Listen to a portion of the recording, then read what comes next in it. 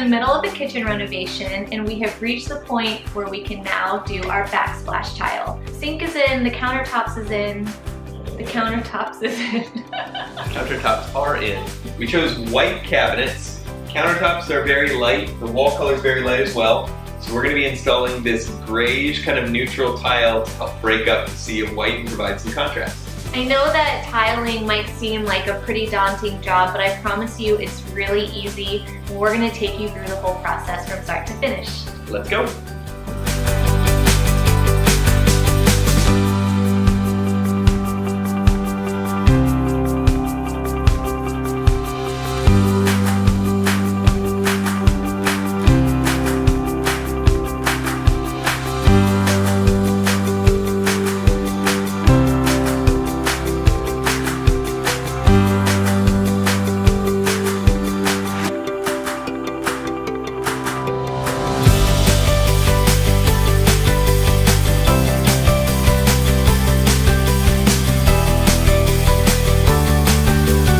We've got our brown paper in place to protect our countertops. It can get pretty messy with the grout and the mastic and all that sort of stuff. But what we're going to do next is put in a ledger board. A ledger board is this piece right here, and it bridges the gap between two structures so that your tile has somewhere to rest and doesn't slip off the wall.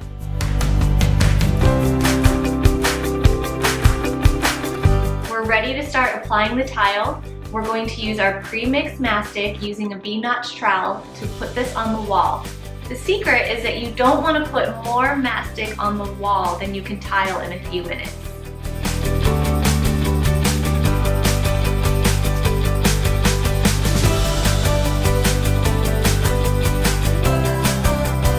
There are a couple things that'll make your job a little easier.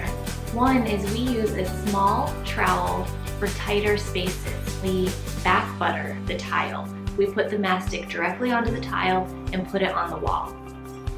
Another thing you might notice is we're using 3 by 6 inch subway tile. Subway tile has a natural easement on the edges, and when you put the tile against one another, there's a very small space where grout can fit right in. We prefer the look of a very thin grout line, so we don't use spacers in this case. When you're ready to make your first cut at the end of your row, we find it's much easier to hold the tile in place, make a little mark with a marker, and cut it there instead of trying to measure.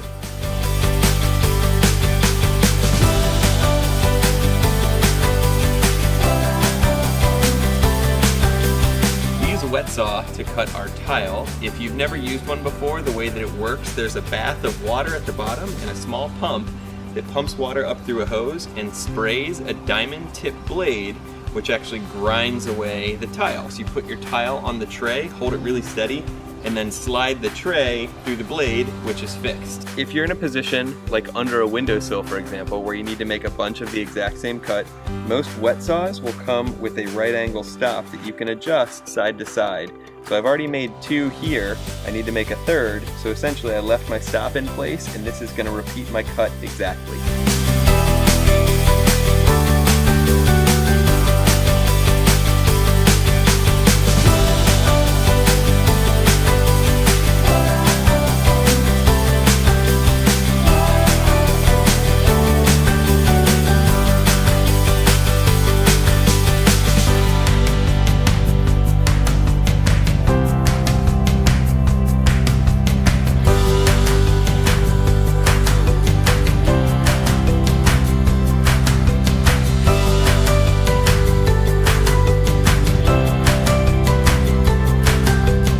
When you get to the cuts around outlets, junction boxes, window ledges, things like that, you can end up with cuts where you need to make 2 cuts on 1 piece of tile.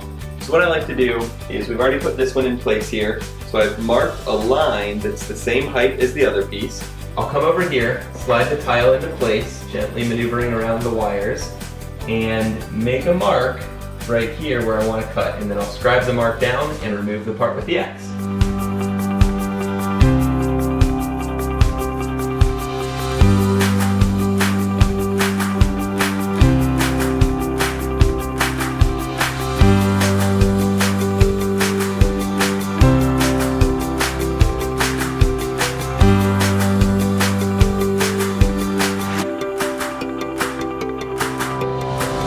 Quick tip for subway tile in a running bond pattern, which is what we're using here where they overlap each other half.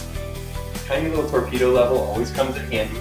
You want to just throw that up against one of your seams, skip patterns, make sure you're level, and just make sure that your seams line up top and bottom.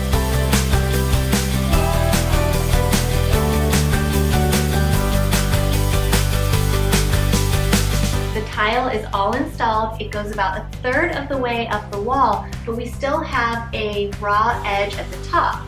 So this is where pencil tile is going to come in. It gets applied the same way, just a little bit of mastic, and it sits right at the top edge of the tile, finishing it off.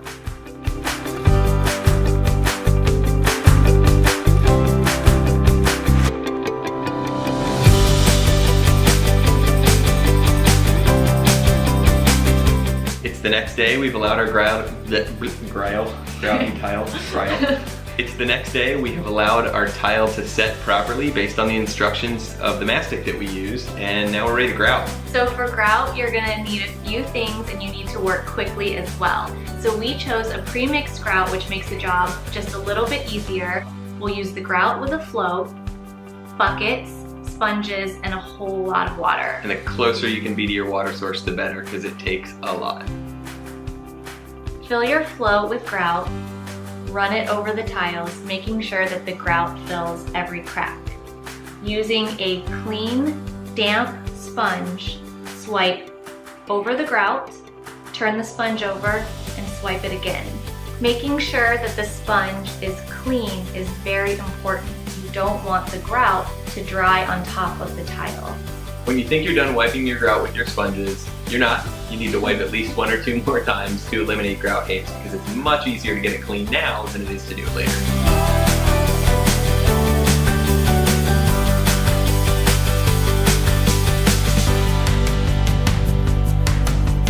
After your final sponge, a trick that we've learned is to use a paper towel, wipe over each one of those individual tiles where you see some haze. It'll lift right off. The final step in completing the look of the tile is to fill the space where the tile meets the countertop, the trim, or a wall. For this, we're using a tube of caulk that is color matched to the grout that we've used.